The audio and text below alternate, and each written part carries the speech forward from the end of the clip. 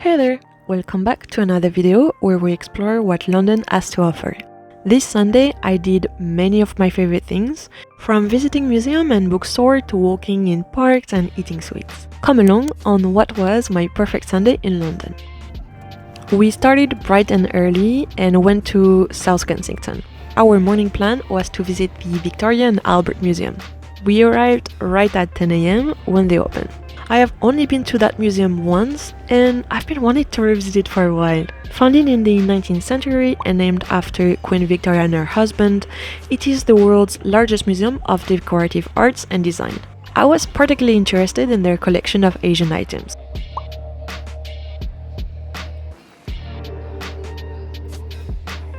We started from the lower floor, right next to the underground, and went straight to the Southeast Asian part of the museum to admire textiles and paintings from the Indian subcontinent.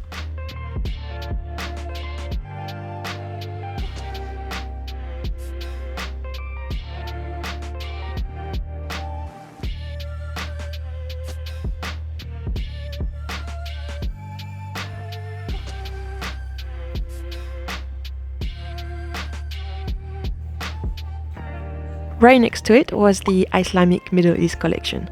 There we saw the Ardabil carpet, which is one of the largest and finest Islamic carpets.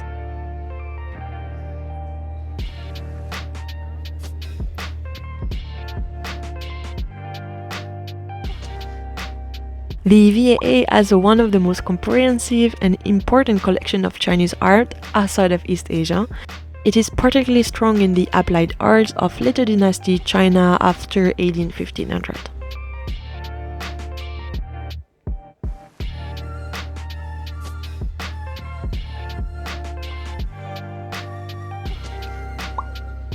The museum also holds one of the world's most comprehensive collections of Japanese art, including ceramics, lacquer, armor, textiles, and even modern and contemporary studio crafts.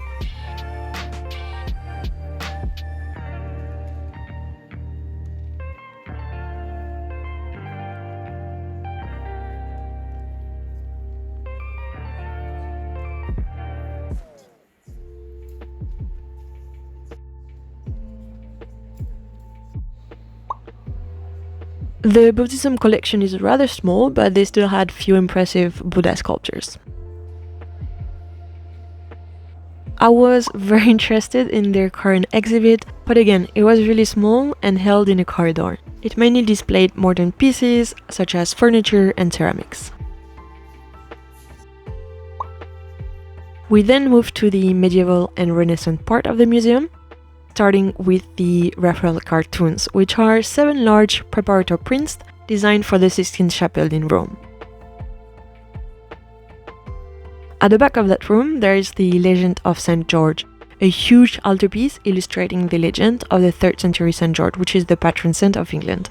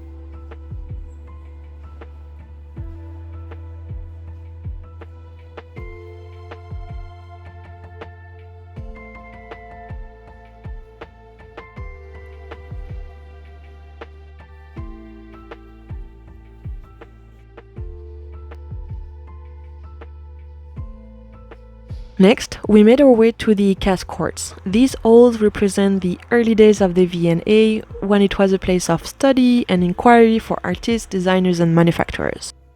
The cast courts house not originals, but copies and reproduction of some of the most famous sculptures in the world, such as the Trajan columns and Michelangelo's David.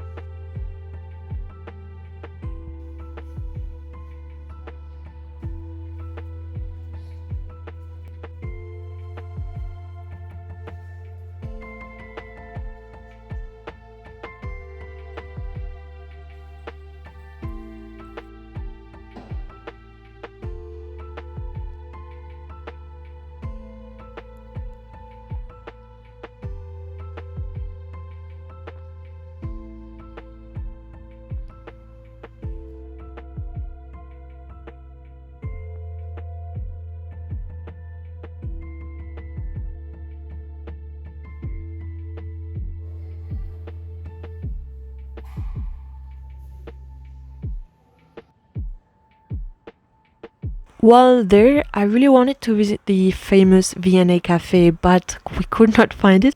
I don't know how, but instead we arrived at the museum shop. I love museum shops. They always have unique items and are great places to find gifts. I particularly enjoy looking at all the branded products that the V&A offers, as their packaging is really beautiful.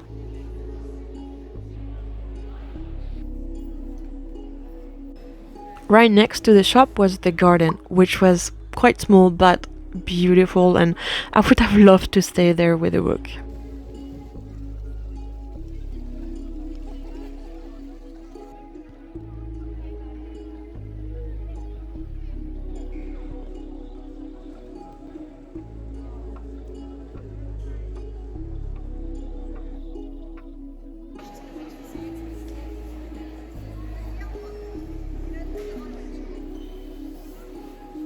However, we decided it was time to make our way out. While in the area, we checked out the South Kensington neighborhood and specifically looked for a place to have lunch.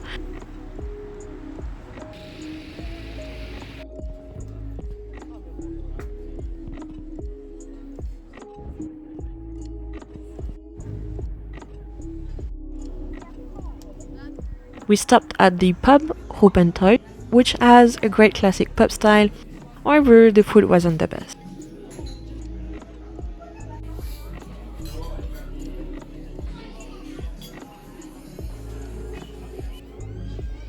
After the pub, we went to Venky, which is my boyfriend's favorite ice cream parlor. I have to say that the ice cream is pretty great indeed.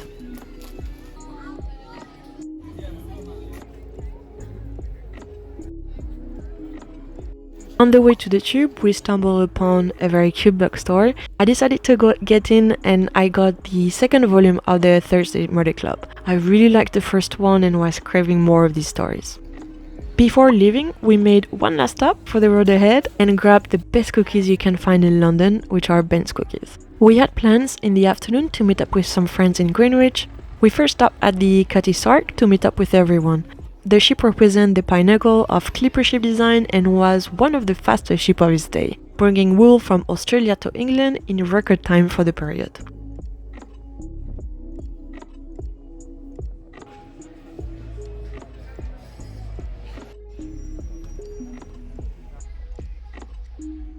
Our plan was to go to the Greenwich Observatory and admire the view of London from there. They were however doing quite a lot of construction, so we had to go around to access it, which took longer but was a much more scenic route. We stopped a few times to appreciate the view, and we even saw a fox.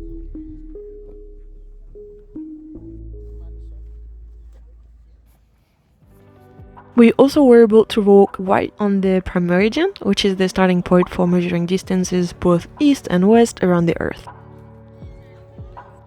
You can visit the observatory, however, we arrived too late and it was already closing. So we just made our way down the park under the setting sun.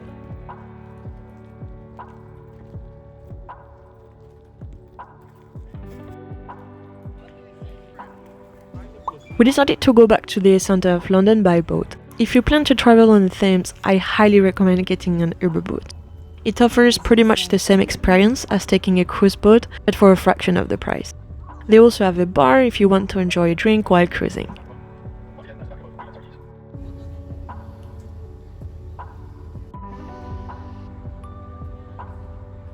We passed by Canary Wharf, under Tower Bridge, and saw the skyscrapers of the city as well as St. Paul's Cathedral, all under the sunset. It was magical.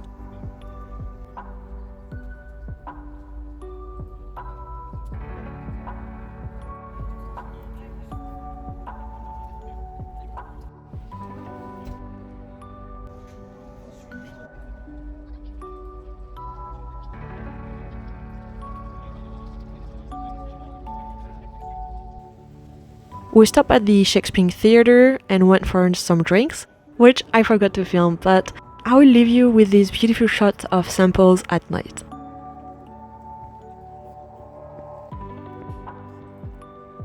I hope you enjoyed this London adventure, and I will see you in my next video.